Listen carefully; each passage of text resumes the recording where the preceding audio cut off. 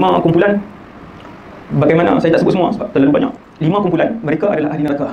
Tuan-tuan yang dirahmati Allah sekalian, apa yang tuan-tuan dengar pada malam ni sampai berdiri di mahsyar, tuan-tuan akan ingat. Sebab setiap orang akan dibangkitkan di mahsyar dengan ilmu dia yang di dunia ni. Kalau dia tukang masaklah di mahsyar. Bukan dia kerja tukang masak di mahsyar. Maksudnya ilmu itulah yang dia bawa.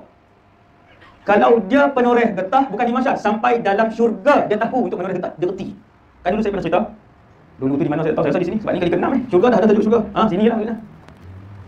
Ada satu orang ahli syurga, tukang kebun, pekebun, petani. Seorang ahli syurga petani dan dia minta dengan Allah untuk bertani, bercucuk tanam. Allah izinkan dia.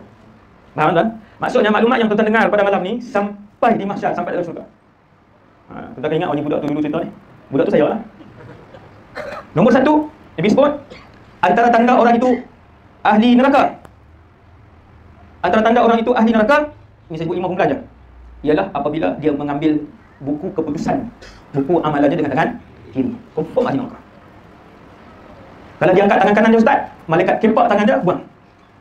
Yang ini disebutkan oleh Ibn Abbas ketika mentafsirkan ayat fa amma man utiya kitabahu wara'a dhahri, qala Ibn Abbas fi man madda yadahu al-yumna, bahasa Arab tu, fa khala'ahu malakun. Ada orang dia ahli neraka, kemudian dia nak ambil dengan tangan kanan dia, malaikat pegang, malaikat letak, putus tangan dia kanan tu. Itu riwayat daripada Ibn Abbas. Apabila tuan-tuan yang dirahmati Allah sekalian, wal'iyadzubillah, kalau di mahsyar nanti setelah ditimbang, tangan kiri kita pun angkat dan kita pun pegang buku amalan itu, maka ketahuilah ketika itu kita adalah ahli neraka. Wal'iyadzubillah. 1. Ambil dengan tangan kiri ataupun ambil dari arah belakang. Ini nombor 1. Itu ahli neraka. Ingatlah tak? Subhanallah. Ahli neraka.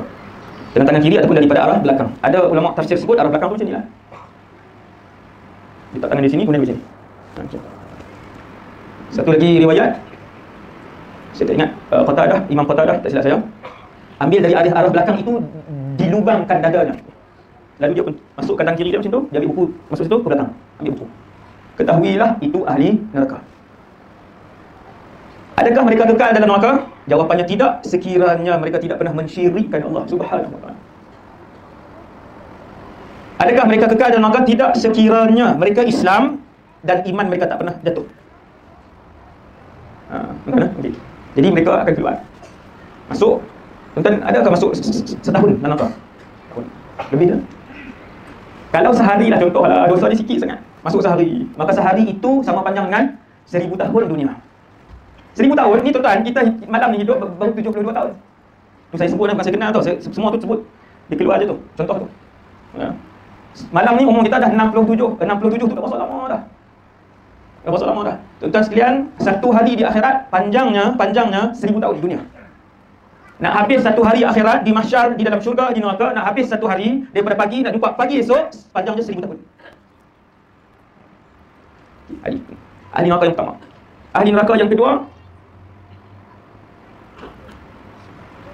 yang ni pun saya tak urai sebab dulu pernah sebut dah, iaitu mereka yang solat 5 waktu tak tinggal, puasa Ramadan tak tinggal, zakat tak tinggal, tapi ahli neraka.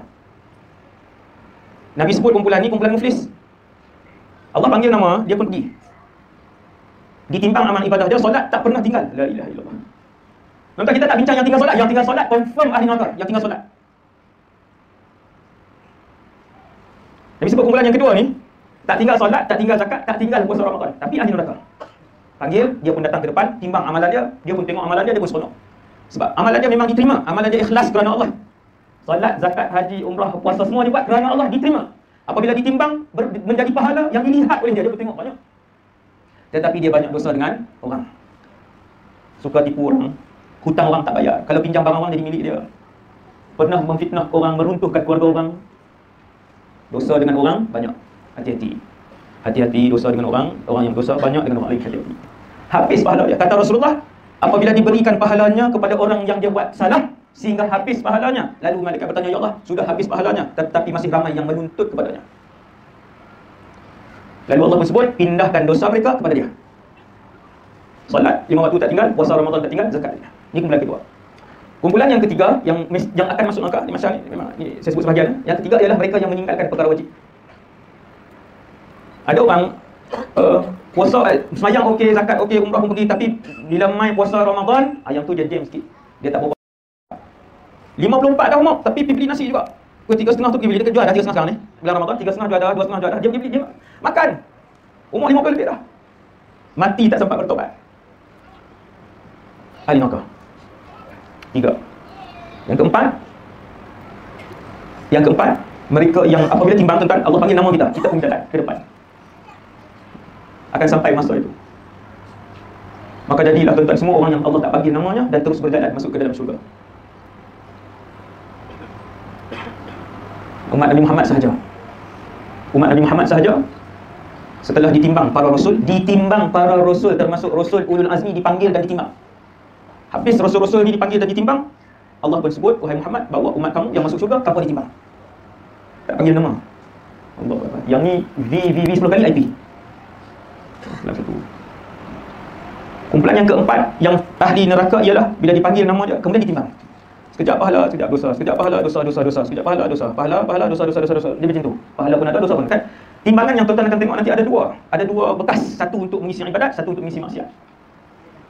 Saya dan kita semua akan melihat dengan mata yang tuan-tuan tengok pada malam ni. Dia akan tengok mata hati, dia kan dengan mata ini. Apabila selesai dan berat timbangan dosa, maka ketahuilah orang itu adalah ahli neraka. Waliyadzubillah. Orang itu adalah ahli neraka. Waliyadzubillah.